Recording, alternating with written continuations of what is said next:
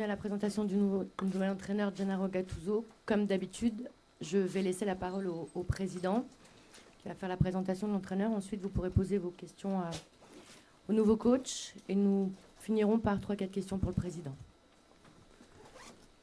Bonjour à tous et à toutes. On est ici pour faire la présentation de notre nouveau entraîneur, coach, Gennaro Gattuso. Benvenuto, mister. Piacere. Grazie. Pour nous, c'est un moment important. Je ne vais pas rentrer dans tous les différents détails. J'ai fait seulement une petite introduction de comment c'était tout le processus et pourquoi on a choisi comme club Gennaro Gattuso comme entraîneur. Après le match contre Paris Saint-Germain, j'ai parlé au vestiaire, on a analysé la situation et j'avais dit aux joueurs que pendant cette semaine, on aurait trouvé un nouveau entraîneur parce que c'était une situation importante. La priorité dans le moment actuel, c'était de faire une stabilité sur le plan sportif et c'était important de bien trouver les coachs pour nous comme décision du club pendant ces semaines. Gennaro, il avait les profils, spécialement parce qu'on avait bien étudié ce qu'il a fait dans le passé. C'est un entraîneur reconnu dans des différentes situations avec club, avec beaucoup de pression et beaucoup d'exigences sportives. Quand il a pris l'équipe en cours de la saison, si à Milan, si à Napoli, il a fait un travail extraordinaire avec une stabilisation la saison après. J'ai considéré à titre individuel que tant au Milan, tant Napoli, c'était des équipes qui pratiquaient un bon football avec un entraîneur très complet. En plus, il a gagné un titre comme la Coupe d'Italie depuis plusieurs années à Napoli, que c'était un moment important aussi pour le moment actuel et la transformation qu'il a vécu ces sociétés. Après, naturellement, dans les moments qu'on analyse les profils, j'ai parlé pendant des jours avec lui, beaucoup de conversations, beaucoup de réflexions, et il est passé d'être un profil intéressant à être l'homme de la situation. On a considéré, j'ai considéré, que Gennaro c'était l'homme de la situation après les différentes conversations. Pourquoi? Beaucoup d'énergie, beaucoup d'envie de venir au club, beaucoup de personnalité, de charisme, un style de jeu avec beaucoup de très bonnes idées adaptées aux joueurs qu'on a maintenant dans notre effectif. On a beaucoup analysé l'équipe, on a une vision de l'effectif que c'est très similaire pendant toutes les conversations. Après la première heure de conversation, je n'ai pas eu aucun doute. Pour ça qu'il est aujourd'hui ici. Et benvenuto. È tuo turno. Grazie mille Press per le belle parole. Ok, merci. On va démarrer pour les questions au coach. Karim. Buonasera mister et benvenuto à Marsiglia. Première question, j'aimerais savoir déjà qu'est-ce qui vous a séduit dans le projet actuel de l'Olympique de Marseille et comment se sont passés vos premiers moments avec vos nouveaux joueurs? Sì, buongiorno mister, la prima domanda, sapere un po' cosa l'ha attratto, cosa gli è piaciuto del progetto attuale del Marsiglia e anche come ha vissuto i primi momenti con i suoi giocatori. Innanzitutto buon pomeriggio a tutti, chiedo perdono che non parlo francese, però sicuramente non adesso perché ho 3 partite in 10 giorni, quando passeranno queste 3 partite che giocheremo in 10 giorni mi metterò a studiare come ho fatto in spagnolo, come ho fatto in inglese e sicuramente vi prometterò che migliorerò questa. No, per me è stato facile perché ho parlato 5 ore durante i 2 giorni perché il Presidente era impegnato in questi 2 giorni, allora abbiamo splittato in 3-4 videochiamate. E mi ha convinto perché al di là di un grande club, perché sono in un club che è l'unica squadra francese che ha vinto la Coppa dei Campioni, so che è un club che in questo momento ci sono delle difficoltà perché se no non stavo qua, però penso che la squadra ha dei valori, il club ha dei valori, l'ho toccato con mano in questi 2 giorni, Faccio l'esempio di Pancio, che potevo scegliere se stare con me o no. Il presidente mi ha spiegato un po', dopo 20 secondi ci siamo abbracciati e come tutti gli altri ragazzi che sono rimasti, perché si sono messi a disposizione, si sono messi a grande disposizione con me e con il mio staff, e devo dire che i primi 2 giorni posso solo dire cose positive, cose buone, ringraziare i giocatori per la disponibilità che mi hanno dato in questi 2 giorni, perché non è facile, non era facile, però devo dire che sono molto contento e la scelta non è stata una scelta difficile, è stata una scelta con la consapevolezza di venire in un ambiente caldo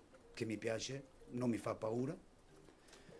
Devo vincere le partite perché nel calcio per portare l'entusiasmo devi vincere più partite possibili, però sono carico e sicuramente so che abbiamo un lavoro difficile e duro, però il lavoro duro e difficile non mi fa paura, non mi ha fatto paura da giocatore, neanche la mia storia negli ultimi anni dice che non ho paura di andare in piazze difficili. Alors, bonjour à tous. Tout d'abord, je m'excuse du fait que je ne parle pas encore français. Évidemment, là, on a 3 matchs en 10 jours, donc ça va être un peu compliqué, mais je vous promets qu'après ça, je vais vraiment essayer d'apprendre le français comme je l'ai fait en Espagne, avec l'anglais également. Donc voilà, ça, c'est ma première promesse. J'essaierai vraiment d'améliorer cet aspect de la langue. Et ensuite, ce choix, pour moi, a été simple. On a eu des discussions pendant 5 heures au cours de 2 jours avec le président, parce qu'il avait d'autres engagements ces derniers jours. Donc voilà, ça s'est fait en 2 appels différents. Mais c'était vraiment quelque chose qui s'est fait tout de suite, un choix sûr. Moi, j'avais des convictions sur ce club. Déjà, tout d'abord, c'est un club qui est le seul club français qui a remporté la Ligue des Champions. Évidemment, c'est un club qui a des difficultés en ce moment, sinon je pense que je n'aurais pas été appelée. Mais je pense que c'est une équipe, un club avec des valeurs. Je l'ai vu, je peux vous donner un exemple même avec Pancho. Il avait le choix de pouvoir rester avec moi dans mon équipe ou pas. On en a parlé avec le coach, pardon, avec le président qui me l'a expliqué. Et vraiment, on s'est embrassé, on s'est mis d'accord. Tout le monde était à disposition pour moi. Donc ça, c'est vraiment quelque chose que j'ai apprécié. Je remercie les joueurs aussi qui ont été très disponibles au cours de ces 2 jours. Je sais que c'est pas évident pour eux. Donc voilà, c'est un choix conscient. Je sais que j'arrive dans un endroit avec une ambiance très chaude, mais c'est pas quelque chose qui me fait peur. Évidemment, il faudra gagner des matchs puisque c'est ça qui amène aussi de l'enthousiasme. Mais j'ai vraiment envie, voilà, de travailler dur. J'en avais pas peur en tant que joueur et je pense que mon passé d'entraîneur a prouvé aussi que je n'avais pas peur d'arriver dans des endroits chauds comme ici. Camille.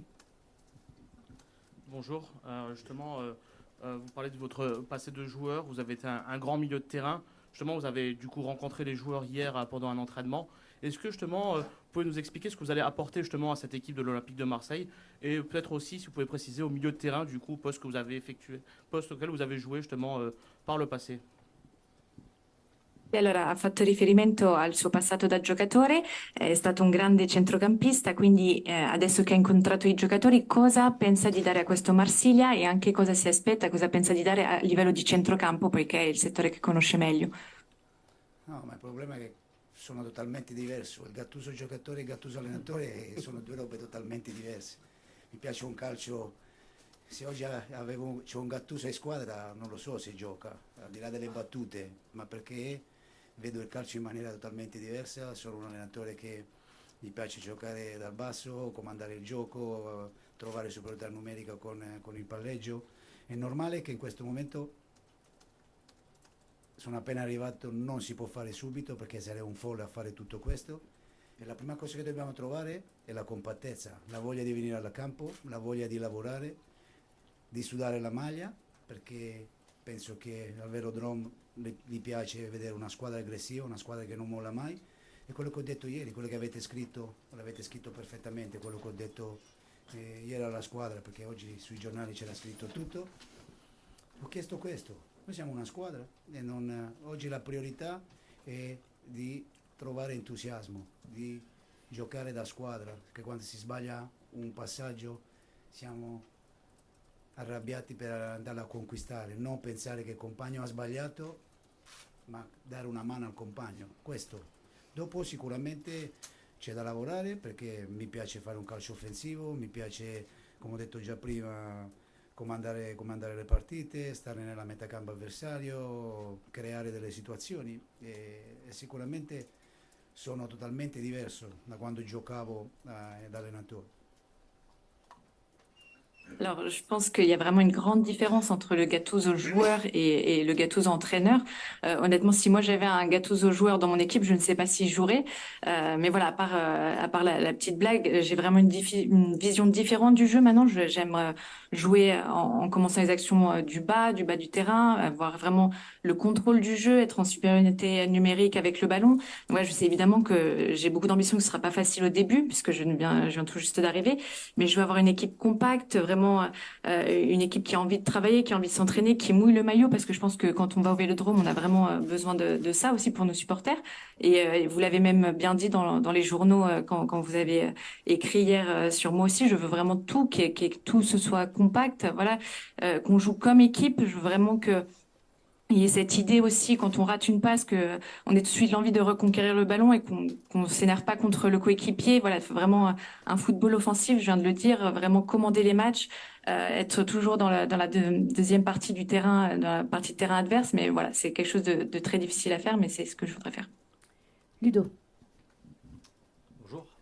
Le club a traversé une grosse crise la semaine dernière et a perdu 4-0 à Paris dimanche. Comment avez-vous trouvé l'état d'esprit des joueurs quand vous les avez rencontrés hier? Io penso Eh, che... No, l'ho capita questa. Perfetto.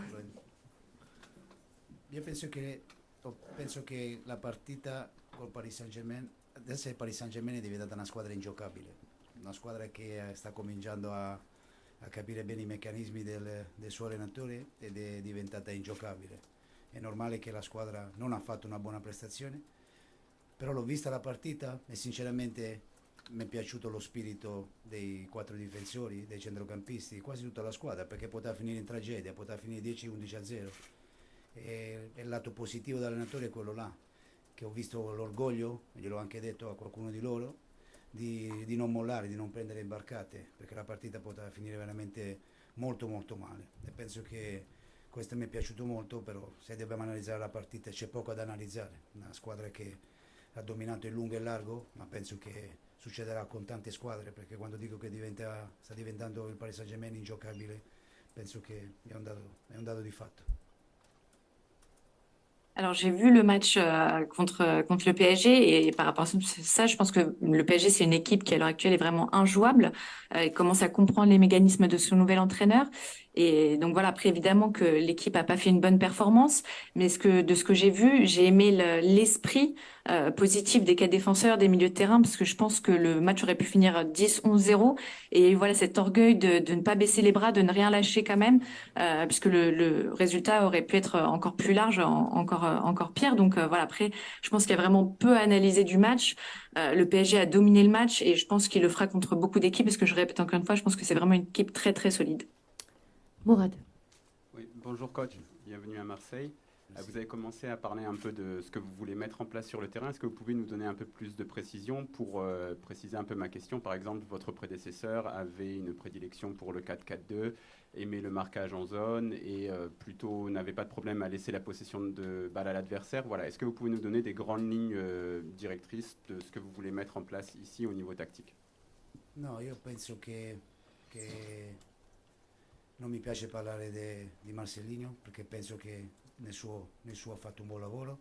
Sicuramente mi piace fare qualcosa di diverso, non mi piacciono 2 linee da 4, perché le 2 linee da 4 sei molto piatto, mi piace giocare con un vertice basso sempre, parlo di 4-3-3, qualche volta 4-2-3-1, però sicuramente non sono un amante del 4-4-2.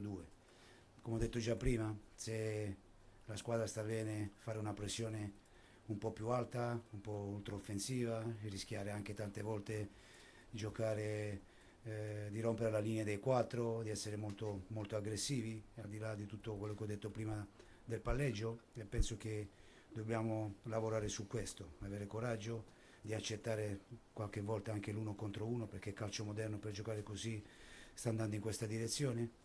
Però il lavoro di Marcellino penso che è stato fatto un buon lavoro, c'è da rispettare quello che ha fatto, però sicuramente andiamo alla ricerca di fare un qualcosa di diverso, perché calcisticamente la vedo così. Alors, tout d'abord, je n'aime pas parler de mes prédécesseurs. Je voudrais pas trop parler de Marcelino. Je pense qu'il a fait un bon travail. Après, c'est vrai que moi, je ne suis pas fan de ces 2 lignes de 4. Je pense que c'est un jeu un peu plat. Je préfère avoir un niveau différent. Donc, par exemple, jouer généralement en 4-3-3 ou 4-2-3-1. Voilà, je suis pas un fan, on va dire, du 4-4-2. Mais après, tout dépend de comment se déroule le match. Si l'équipe joue bien, voilà, essayer de presser plus haut, parfois être même ultra offensif, prendre un peu plus de risques, de faire un peu de la rupture aussi au niveau de la ligne des 4. Jouer beaucoup, comme je l'ai dit auparavant, sur les passes, sur la possession. Parfois accepter les duels aussi en 1 contre 1. Je pense que c'est le football moderne qui le veut. Donc voilà, je pense que Marcelo a fait un bon travail. Il faut le respecter, mais moi j'ai une vision du jeu qui est différente quand même. Xavier. Bonjour coach, bienvenue. Justement, durant vos premiers mots, vous avez beaucoup parlé de labeur, de travail, de mouiller le maillot. Justement, est-ce que vous pouvez développer votre méthodologie de travail à l'entraînement? Est-ce que vous faites partie des entraîneurs qui estiment qu'on joue comme on s'entraîne, c'est-à-dire voilà, avec beaucoup d'intensité à l'entraînement? Est-ce que vous déléguez à vos adjoints? Voilà, est-ce que vous pouvez expliquer en quelques mots votre façon de voir les choses? Merci. Questo non l'ho intendito, vai. Va bene, no, ha parlato proprio di questa cosa del lavoro, il fatto di sudare la maglia, che ricerca questa voglia dei giocatori anche di allenarsi, quindi qual è, se ci può spiegare un po' la metodologia di lavoro, ossia se preferisce o ha questa mentalità dell'allenarsi come poi si giocano le partite, se è qualcuno che solitamente si appoggia tanto anche sul suo staff tecnico, come funziona un po' questo lavoro? Sicuramente le partite si vincono durante la settimana, come ti alleni, come le prepari, perché dopo l'allenamento rispecchia la partita.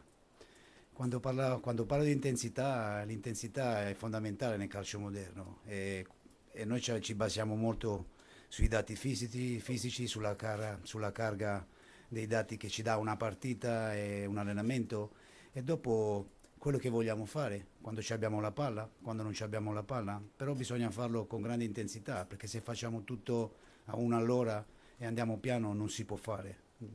Quando parlo che bisogna rompere la linea, quando parlo che bisogna accettare l'1 contro 1 certe volte per portare più uomini nella matecampo avversaria per fare gol e non pensare solo a difendere e giocare in contrattacco. Questa squadra ha delle caratteristiche ben precise, è una squadra che da metà campo in su ha grande velocità e la velocità non si può cercare solo con palla larga, ma si può cercare anche se esce da prima pressione, si riesce a palleggiare bene e c'è 40-50 metri di campo per fare male agli avversari ed è per questo che bisogna lavorare. Quello che hai detto è corretto, c'è uno staff tecnico che lavora molto, ci piace guardare tanti video, quello che facciamo durante la settimana anche noi, non soltanto gli avversari ma anche noi, perché è molto importante quello che facciamo durante la settimana. Siamo un po' stressanti con i giocatori, sì, perché li molestiamo, perché c'è da molestarli per cercare di imparare più fretta possibile quello che vogliamo fare, però si fa con rispetto, si fa con educazione e cercando di entrare nella loro testa.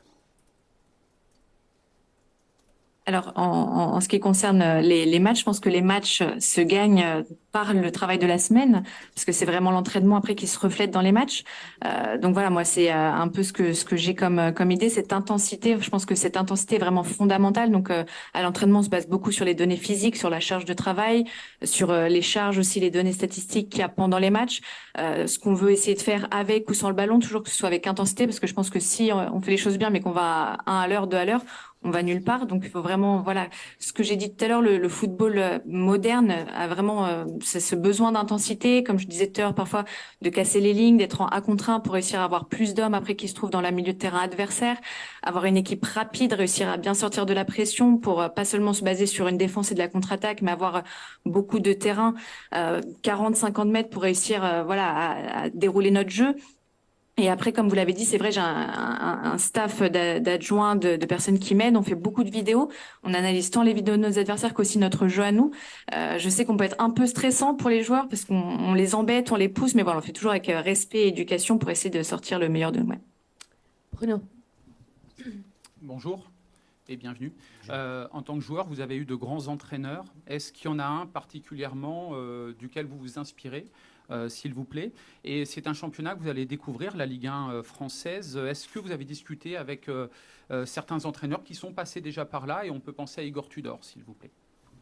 Ma devo dire che quando si comincia, questo è il 9° anno che faccio allenatore, quando ho preso la decisione di fare allenatore, sì, ti appoggi i primi anni a qualche allenatore che ha avuto, ma dopo più passa il tempo più hai le tue cose, le dinamiche ti possono aiutare di quello che hai passato in uno spogliatoio, di come si è comportato in certi momenti l'allenatore nei confronti di quando sbagliavo io e i miei compagni. Su questo ti può aiutare, ma a livello tecnico-tattico cambi sempre, perché se vai a vedere l'anno scorso io ero uno che la linea di 4 non la rompevo mai, l'anno scorso a Valencia ho cominciato a rompere la linea dei 4 perché giocavo di reparto, a Napoli, al Milan.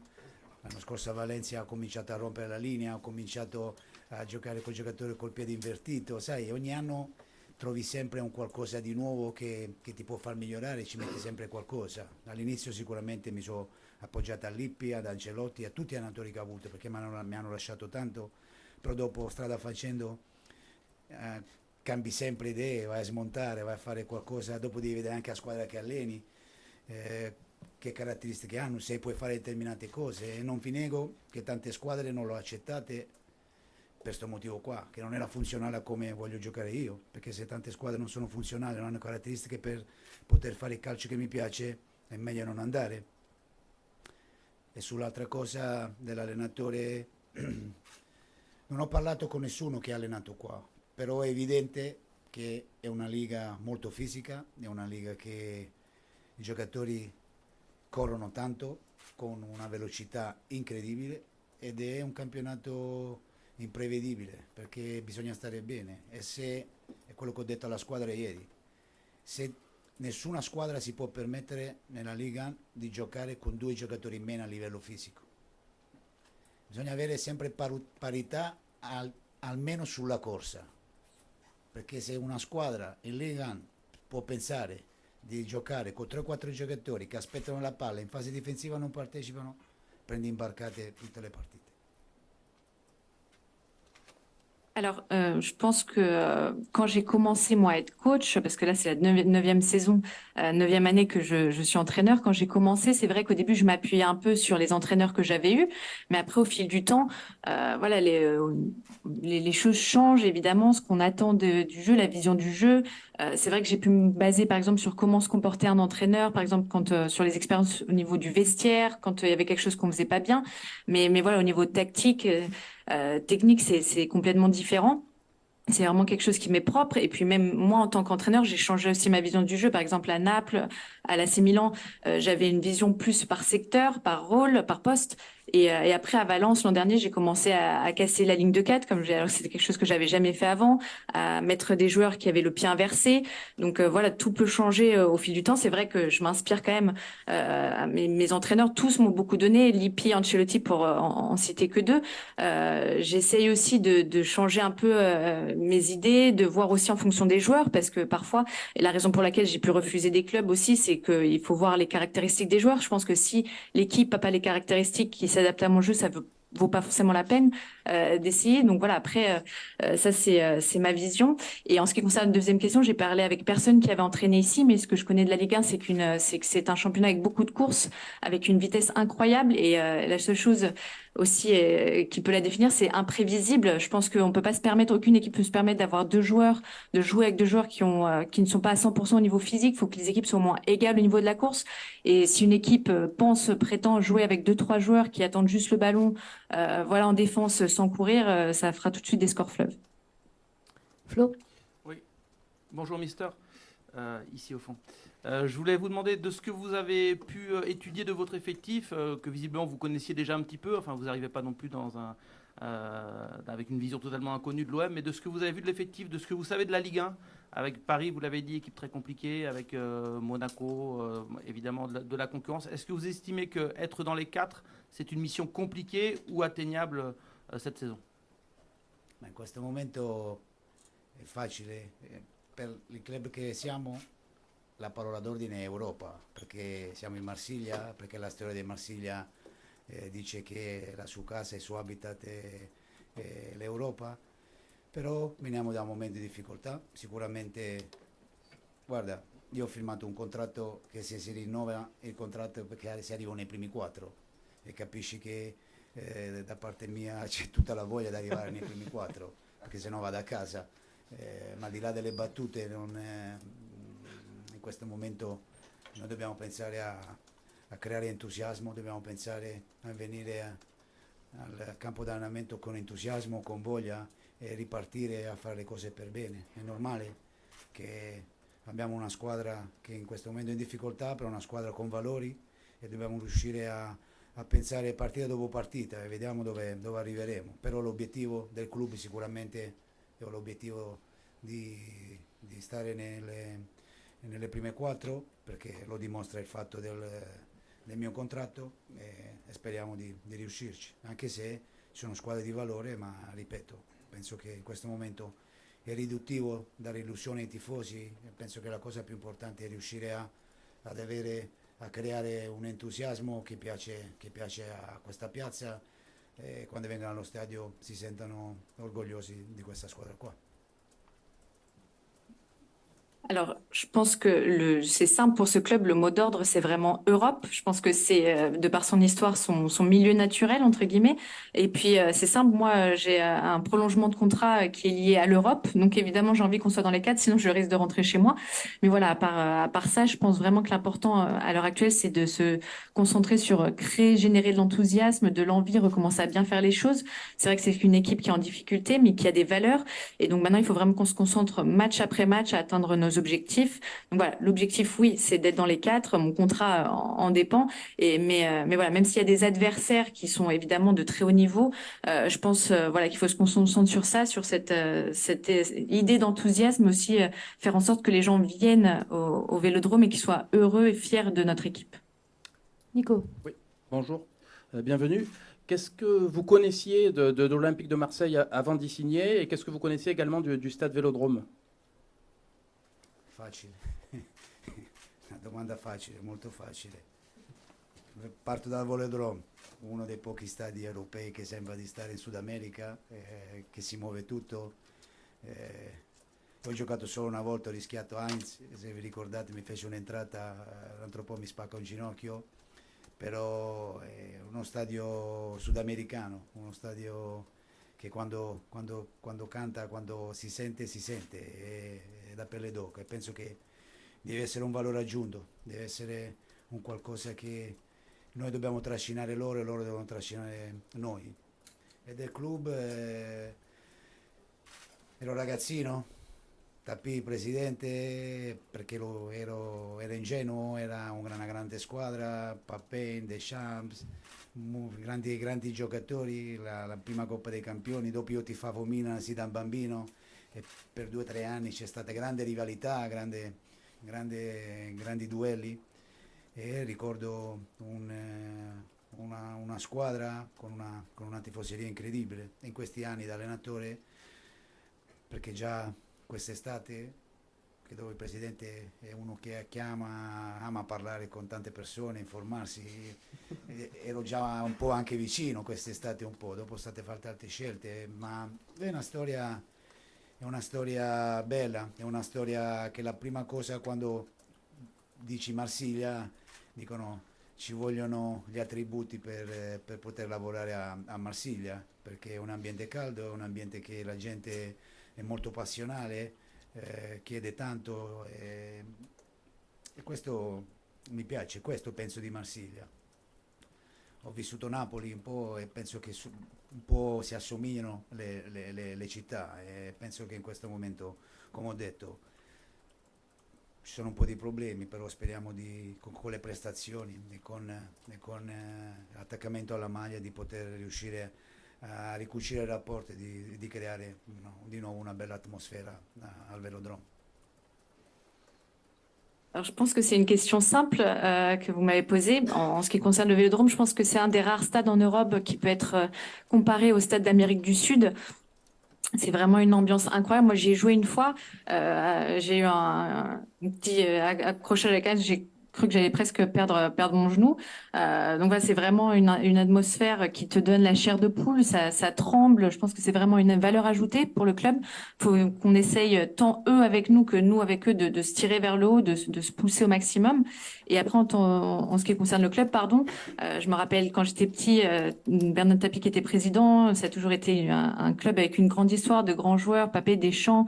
Il y a toujours une très grande rivalité, de grands matchs. C'est aussi un club avec des supporters incroyables. Voilà, cet été, quand j'avais parlé un petit peu avec le président aime bien parler, appeler, s'informer. C'est vrai que cet été, on avait déjà un petit peu échangé. Voilà, et je sais que Marseille, l'OM a vraiment une belle histoire. On m'avait dit, et je sais que pour venir dans ce genre de club, il faut avoir les épaules larges parce qu'il y a beaucoup de pression. Il y a vraiment une ambiance folle. Mais moi, c'est quelque chose qui me plaît. J'avais entraîné à Naples, j'ai une expérience à Naples et je pense que les villes se ressemblent un petit peu. Donc voilà, après, évidemment qu'il y a eu quelques petits soucis, qu'il y a quelques petits problèmes en ce moment, mais je pense que voilà, j'espère qu'on réussira à offrir de belles performances aux supporters. Gilles. Bonjour coach, au fond, bienvenue. Vous venez de parler de l'ambiance incroyable que vous connaissez au Vélodrome, mais est-ce que vous connaissez le contexte sulfureux qu'a décrit votre nouveau président il y a à peine quelques jours, avec déplorant des menaces à son encontre, déplorant un contre-système, un contre-pouvoir au sein même du club et des influences externes qui auraient notamment causé le départ de vos 3 prédécesseurs? Est-ce que vous connaissez ce contexte-là? Est-ce qu'il faut être passé par Palerme et Naples pour accepter ce défi? Qu'est-ce que vous pensez de cette situation? Non so se ha capito, quindi ha parlato della... Ho capito, però meglio che me lo dici che almeno non voglio sbagliare. Ok, così è perfetto. Quindi ha parlato dell'atmosfera, diciamo dell'ambiente molto caldo, ma volevo capire se era anche al corrente del contesto focoso un po' che c'è stato in queste settimane, anche di cui ha parlato il suo presidente, facendo riferimento a minacce, a contropotere all'interno della società, influenze esterne che sono state probabilmente quelle a spingere via, o si dice perlomeno così, gli ultimi 3 allenatori prima di lei, quindi se pensa che sia necessario aver allenato sia a Palermo che a Napoli anche per poter accettare un incarico come questo. L'ho vissuto le contestazioni in prima persona, quando le cose vanno male le ho vissute, mi è successo. In questo momento so, si sta male, ti vengono tanti pensieri negativi, però la prima cosa che ho parlato col Presidente, la prima cosa che ho detto al Presidente, i problemi che c'erano stati, come li possiamo risolvere, come si risolvono. Dopo la verità è una sola. Io in questo momento la parola che gli ho detto, se si ricorda, prima ero uno schiaffo, starò zitto e perché vale la pena poter venire a lavorare a Marsiglia. Questa è la battuta che gli ho fatto. Dopo è normale, è una situazione difficile, non facile, ma ne ho parlato, l'ho contemplata e la prima cosa che ho detto, come facciamo nelle prime difficoltà a uscirne fuori? Solo col lavoro. Io ho solo la speranza che il lumino deve rimanere sempre acceso e riuscire a vincere partite, perché questo è il dato di fatto ed è la realtà. Però ne ero consapevole, lo so che è difficile, come in tutte le altre piazze molto calde, perché è così. E mi è capitato, è l'unica roba di continuare, di non focalizzarmi solo sulla contestazione che ho subito io, che ti sto parlando che ho subito io, di guardare avanti e di dare il massimo. Alors, je pense que moi aussi, par le passé, j'ai vécu aussi des situations voilà, de contestation. Je sais ce que c'est. Je sais que quand les choses vont mal, parfois on a un peu de pensée négative. Moi, j'ai parlé tout de suite avec le président de ça, de la façon dont on pouvait résoudre les problèmes. Je lui ai fait une petite blague, parce que je lui ai dit au téléphone, je lui ai dit s'il faut prendre une gifle, voilà, je prends une gifle et il faudra se taire. Donc ça, c'est un peu l'idée, quoi. Mais je sais, voilà, je suis conscient de la situation. Je sais que c'est une situation difficile. Mais comment faire pour en sortir? Avec le travail, travailler constamment et essayer vraiment voilà de garder l'espoir pour réussir à aller de l'avant et gagner match après match. C'est comme ça que les choses pourront aller de l'avant. Je sais que c'est dur, voilà, comme toute place, comme toute ambiance chaude. Comme je vous l'ai dit, je l'ai déjà vécu. Mais voilà, il faut pas se concentrer sur les contestations. Il faut vraiment essayer d'aller de l'avant, de se concentrer sur le futur et de donner le maximum. Dopo, per finirla, dopo si vive una volta sola, forse se si viveva 2 o 3 vite si poteva anche dire di no di venire a Marsiglia, ma siccome si vive una volta sola e chi ha orgoglio, chi ama questo lavoro, non si può dire di no a una società come Marsiglia. Se vivevo forse in 3 vite forse avrei detto di no, ma siccome vivo solo una vita, come tutti quanti noi, non si poteva dire no e accetti anche queste difficoltà, perché ti chiama l'Olympique Marsiglia. Et pour finir, je pense qu'on n'a qu'une seule vie. Donc, si j'en avais eu 2 ou 3, peut-être que j'aurais pu dire non à l'OM. Mais voilà, je pense que pour les gens qui aiment ce sport, qui aiment ce travail, c'est un club qui n'est pas refusable. Donc, vraiment, c'était une occasion que je ne pouvais pas perdre, puisque voilà, je le répète, je n'ai qu'une seule vie, comme vous tous. Et donc, c'était une occasion qui pouvait ne pas se répéter. Karim? Mister, pour parler un peu sportif, il y a une échéance importante samedi contre Monaco. Vous avez récupéré votre groupe, participé à votre première séance hier. Il semblerait qu'aujourd'hui, vous ayez déjà bien travaillé. Est-ce que vous avez déjà cette expérience d'arriver en cours de saison et prendre un groupe? Est-ce qu'en 3 jours, quelques séances, c'est déjà suffisant pour changer des choses positivement avant le match de samedi? Penso che la bravura di un allenatore è fare meno danni possibili adesso. Quello che ho in testa oggi, sarei un folle a proporre partire dal basso col portiere, fare delle giocate. Penso che bisogna mettere anche i giocatori in condizione di farli esprimere al massimo e penso che dobbiamo fare qualcosa di diverso, nel senso abbiamo fatto 2 allenamenti molto molto buoni, oggi abbiamo preparato un po' il lavoro in fase difensiva di come gioca il Monaco. È una squadra che gioca a giocatori di qualità, a giocatori che palleggiano molto bene dalla 3 quarti in su, e combinano molto bene e dobbiamo stare attenti. È una squadra che domenica scorsa ha perso 1-0 al 93esimo con Nizza, sbagliando 2 rigori, non meritava di perdere la partita, ed è un allenatore che gioca molto in verticale, è un allenatore che viene dalla scuola dell'Ipsia e sa quello che deve fare. E niente, vediamo, sicuramente bisogna fare una gran partita a livello mentale, a livello di sofferenza, perché se non abbiamo quello sarà una partita molto molto dura per noi. Alors, je pense que la bravoure dans ces moments-là d'un entraîneur, c'est d'essayer de faire le moins de dommages possible, parce qu'évidemment, ce serait fou de penser que je peux déjà imposer mon jeu en si peu de temps, en partant du bas avec le gardien. Pour les joueurs, je pense qu'il y a besoin qu'ils puissent s'exprimer au mieux.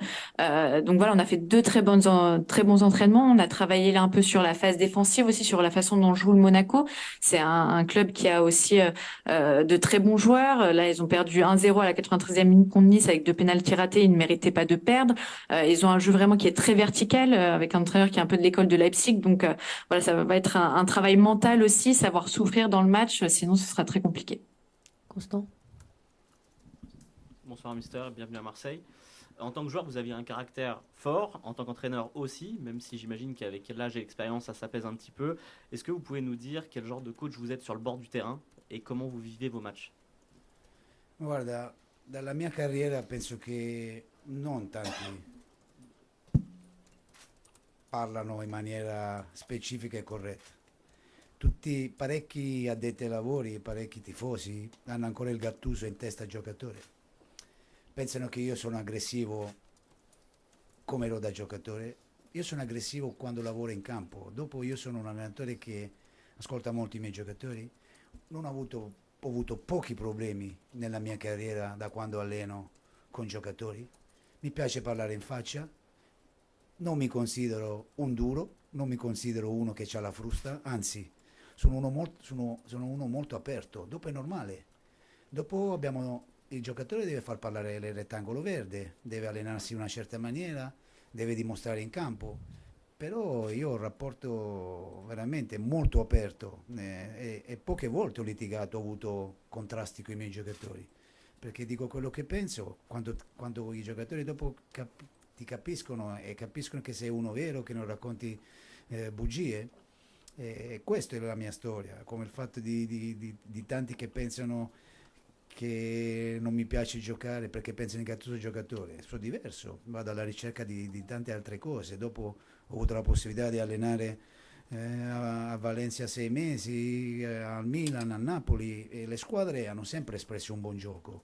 Dopo che devo migliorare a livello caratteriale, non con i giocatori, ma con i dirigenti, quello sì, là che devo migliorare, non con i giocatori, perché il problema più grande della mia carriera è sempre stato un po' il rapporto con i miei dirigenti, non con i calciatori. E penso che questo è uno step che io devo migliorare se voglio fare questo mestiere ancora per tanti anni. Alors, au niveau de mon caractère, je pense que c'est vrai que si on regarde un peu sur ma carrière, il y a peu de gens qui travaillaient dans le foot qui parlaient forcément très bien de moi, qui faisaient beaucoup d'éloges, parce qu'ils ont encore l'idée du Gattuso joueur, qui est vrai. C'est vrai, j'étais un joueur agressif, mais je suis agressif quand je suis sur le terrain. Après, quand on est en dehors du terrain, j'écoute beaucoup mes joueurs. Je pense que j'ai eu vraiment très peu de soucis avec des joueurs. Je suis quelqu'un qui dit les choses en face. Je suis pas un prof avec le bâton qui va toujours être derrière vous. Donc voilà, moi j'essaie toujours de parler avec les joueurs, d'être transparent. Je pense qu'aussi c'est quelque chose que les joueurs apprécient quand ils voient que ce qu'on leur dit c'est pas des mensonges, qu'on dit la vérité, que voilà on a un rapport ouvert. Donc c'est vrai, je dis ce que je pense. Mais je pense qu'être honnête, au final, ça plaît. On a vu, j'ai fait 6 mois à Valence, j'étais à Naples, à Milan, l'AC Milan, on a toujours proposé un bon jeu. Donc, au niveau de mon caractère, je pense que la chose sur laquelle je dois encore m'améliorer, c'est mon rapport avec les dirigeants. C'est vrai que c'est quelque chose sur lequel parfois j'ai un peu du mal au niveau du caractère, mais jamais avec les joueurs. Merci. Allez, on va passer aux 3-4 questions pour le président sur la nomination du coach. Karim. Bonjour Président. J'ai une question un peu détournée. Gennaro Gattuso a parlé de discussions déjà cet été avec vous, là, intense ces derniers jours.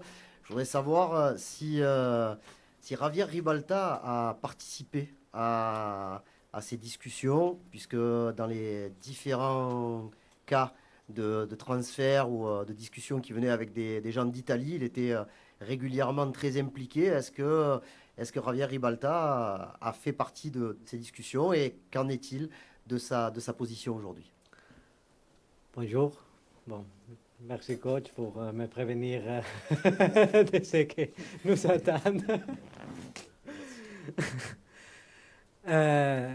Surtout sur la situation de Javier. Javier, on a beaucoup discuté pendant les dernières semaines sur le plan humain, mais naturellement, une des choses dans le moment que j'ai pris la décision de rester comme président de l'OM, je l'ai pris sur un plan comme président de l'Olympique de Marseille pour le respect de l'institution. Dans ce moment, la priorité, naturellement, c'est la recherche d'un nouveau coach dans les circonstances actuelles.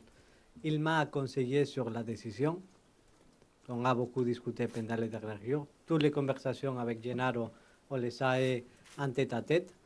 Sur sa situation et même sur les autres membres du directoire, parce que c'est en question et en situation qu'on a subi 4 personnes en même temps, je vous dis la vérité. J'ai pris la décision pour un acte de respecter l'institution, les rôles et toute l'implication dès le moment que j'ai accepté d'être le président de ce club. Un président a une responsabilité. Des gens qui travaillent dans le football ont des autres responsabilités et c'est ça que j'ai expliqué à tous mes collaborateurs, spécialement pour des motifs. Chacun doit se regarder à son intérieur et penser le bien pour les familles et la situation qu'ils ont vécue. Ma situation, c'est un, et avec tout le respect pour tout le monde, les situations du reste des gens. Spécialement parce que ma responsabilité aussi comme président de ce club, c'est que tout le monde qui travaille à l'intérieur de ce club, des premiers salariés jusqu'à les derniers joueurs, jusqu'à l'entraîneur, jusqu'à les dirigeants, tout le monde doit se sentir en pleine confiance et en sécurité et que ce type de situation ne se reproduise pas. On parlera la prochaine semaine, tous les membres du directoire ensemble, et on prendra des décisions. Flo. Pablo, bonjour. Bon, c'est délicat de poser cette question parce qu'on est là pour présenter Gennaro Gattuso, mais vous n'avez pas encore pris la parole sur Marcelino. Est-ce que ça a été dur pour vous personnellement et professionnellement de le voir partir? Et pourquoi a-t-il pris cette décision véritablement? Est-ce qu'il est parti en démissionnant? Est-ce que c'est lié à la réunion qui a été trop tendue pour lui? Voilà. Pourquoi cette décision et comment vous l'avez vécue, s'il vous plaît? Bonjour. Je tiens à remercier, je l'ai dit dans de différentes occasions, le travail qu'il a développé à l'intérieur de l'Olympique de Marseille. Si on est ici, je peux faire en confidence, parce que c'est une phrase qu'on se dit pendant les conversations. Ce n'est pas, je l'ai parlé, Gennaro et moi, ce n'est pas pour une situation sportive normale. C'est pour une circonstance que je considère inadmissible dans le football, qu'on doit travailler pour changer et que ça ne se reproduise pas. C'est en conséquence de ce type de situation que je particulièrement considère inadmissible. Dans ce moment, qu'est-ce qui s'est passé? J'ai parlé tout de suite de ce qui s'est passé avec Marcelino. Il a pris la décision, spécialement parce qu'il travaillait dans une ambiance où la menace peut arriver, où la menace se produit, se peut reproduire. C'est très difficile et aucun entraîneur, je crois, et aucun dirigeant peut travailler dans des circonstances comme ça. Mon engagement maintenant, c'est à faire changer les choses et que ce type de situation qu'on a vécu dans cette salle, ça ne se reproduise pas. Mais sincèrement, j'aimerais bien parler des sportifs et recevoir des questions de sportifs. Il y a beaucoup de travail à faire. On le fera. C'est un compromis que j'ai pris avec Gennaro depuis les premiers jours, parce qu'on doit construire un Olympique de Marseille qui fonctionne comme un club de football normal. Maintenant, c'est le temps de parler des sportifs et c'est la chose la plus importante. Alors Bruno, question du sportif. Oui, Pablo, bonjour. Du coup, deux petites questions en une, mais ça rejoint le sportif. Vous avez été mis sous pression également par les supporters. Voilà, vous avez annoncé officiellement que vous restiez président. Est-ce qu'avec Gattuso, vous avez l'impression de jouer un peu votre dernière carte aussi? Voilà, vous personnellement. Et puis, est-ce que vous allez vouloir rediscuter avec les supporters? Ça, c'est important pour que sur le plan sportif, ce soit de nouveau un peu calme aussi et qu'il y ait une certaine sérénité autour du club. Je cherche à parler des sportifs, naturellement, quel que soit les dirigeants, est soumis à des résultats. Si je me regarde dans les yeux, je ne crois pas, et ce n'est pas arrogant, qu'on a fait de très mauvais résultats les 2 dernières saisons. Je ne sais pas, dans une ambiance de football, parler des derniers quarts, et je tiens pour le travail que toutes mes équipes de collaborateurs ils ont fait pendant les dernières années. C'est le terrain toujours à parler. Et je ne suis pas ici sous la pression, je me sens avec la pression, tout le contraire. J'ai la confiance avec Gennaro, j'ai la confiance que ce qu'il va proposer, c'est la bonne chose, c'est l'homme de la situation, c'est une situation dans laquelle il a très bien analysé l'équipe, il a bien analysé toutes les différentes solutions. Je suis resté impressionné pour le niveau de connaissances qu'il avait de notre effectif et de les solutions potentielles. Tout ce que c'est extra sportif, je préfère pas parler dans ce moment, seulement dire que ce qu'on doit faire, c'est appeler à l'unité et travailler tout le monde dans la même direction. Ce qu'on demande depuis les premiers jours, parce que si tout le monde dans un club de football va dans la même direction, c'est plus facile aux professionnels de travailler. Constant. Bonjour Président. C'est 2 petites questions sur le sportif cette fois. On dépeint souvent Gennaro Gattuso comme un peu un pompier de service, c'est-à-dire qu'il vient éteindre les feux dans les clubs. C'est arrivé à Naples, c'est arrivé à Milan, il me semble. Première question, est-ce que vous trouvez ça un peu dur? Parce que vous l'avez dit, vous avez déjà parlé avec lui, vous avez analysé ce qu'il pouvait apporter. Et la seconde question qui arrive, c'est justement, selon vous, qu'est-ce qu'il va apporter au-delà du tempérament dont l'équipe a besoin? Le surplus d'âme dont l'équipe a besoin?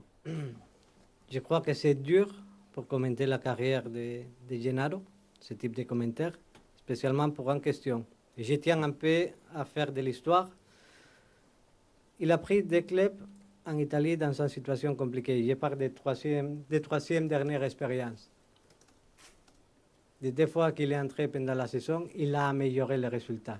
La dernière saison, dans tous les deux clubs, il a eu des résultats et de très bons football et avec un procès de stabilisation dans les clubs, et le club a amélioré. Et le club s'est développé. En tant que dans les deux dernières expériences, tous les deux clubs, ils ont fini à gagner le championnat après le travail qu'il a réalisé pour chercher de mettre dans la bonne voie les différentes équipes. Ça, c'est la réalité. À Valence, à dire la vérité, je connais ce club par cœur parce que j'ai travaillé pendant des saisons. Le travail qu'il a réalisé dans un premier moment, pour moi, c'était une des équipes en Espagne qui jouait mieux au football. Et ce que j'avais apprécié beaucoup, c'est comment il s'avait adapté à des supporters exigeants comme celle de Mestalla, avec un type de football qui collait dans un premier moment à ce que les supporters de Valence attendaient. Après, je connais par cœur ce club et je connais les difficultés dans le moment actuel de travailler à Valence. On a perdu ni moins de 30 secondes à parler de la situation de Valence, pour vous dire jusqu'à quel moment il n'y avait rien à parler de ce type d'expérience. Et du coup, parce que, excusez-moi, le Vélodrome a adoré Igor Tudor pour l'intensité. Ils ont beaucoup aimé... Pardon, la deuxième question. Voilà, c'était ça. Ce qu'il peut apporter pour moi, et je cherche d'être bien sincère dans la réflexion, non? Dans une équipe avec la situation actuelle, il va donner de l'énergie, de la personnalité et beaucoup de confiance aux joueurs. Ça, c'est le premier pas. Avec la confiance, la personnalité et l'énergie, c'est un moment de développer un système de jeu, comme il a dit, que c'est propre à lui, avec beaucoup de sorties de balles, avec beaucoup de construction, beaucoup de supériorité numérique dans les terrains, jouer dans des différentes lignes. À Valence, par exemple, les contre-pressing qu'il avait, c'était d'un niveau très haut. C'est un système tout à lui, mais pour faire ça, il a la personnalité, c'est l'homme de la situation pour mettre tout le monde en confiance comme il a fait dans toutes les expériences qu'il a dirigées. Posso dire che mi hai detto l'unica perplessità che avevi? Certo. L'unica perplessità che aveva il presidente e mi ha detto ma adesso vieni, come fai a fare il tuo gioco subito? Io ho detto no, aspetta un attimo, non sono così pazzo di venire e di proporre un calcio come voglio fare io le prime settimane, tranquillo, ma lui la paura più grande, mi trema il cuore quando ti vedo fare le uscite dal basso come vuoi fare e se vieni li vuoi fare subito, sono perplesso. Alors, le seul doute que j'avais, si je peux me permettre de le dire, ce que j'avais dit avec le président, c'est quand lui m'a dit mais comment tu vas faire si tu viens pour réussir à imposer tout de suite ton jeu aussi rapidement? Et je lui ai dit non, t'inquiète pas, je suis pas aussi fou que ça pour essayer tout de suite de jouer directement comme je veux le faire. Parce qu'il m'a dit, quand je vois un peu tes relances comme ça, quand tu repars du bas directement, c'est quelque chose qui parfois me fait un peu stresser. Donc voilà, c'était le seul doute qu'il avait. Allez, dernière question. Xavier? Non, c'est une question toute bête, mais pour les principaux intéressés, entre guillemets, les joueurs qui ont connu une semaine dernière un peu compliquée, enfin voilà, on va pas revenir sur tout ce qui s'est passé. Concrètement, qu'est-ce que vous attendez d'eux pour les prochains mois? Est-ce que pour vous, c'est faire table rase du passé, on repart sur un nouveau chapitre, on doit s'adapter aux consignes du nouveau coach? Voilà, concrètement, quelle est l'idée? Merci. Il y a les joueurs, il y a l'entraîneur, il y a les clubs. Merci, ce sera la fin. On va faire la photo. Merci a tous.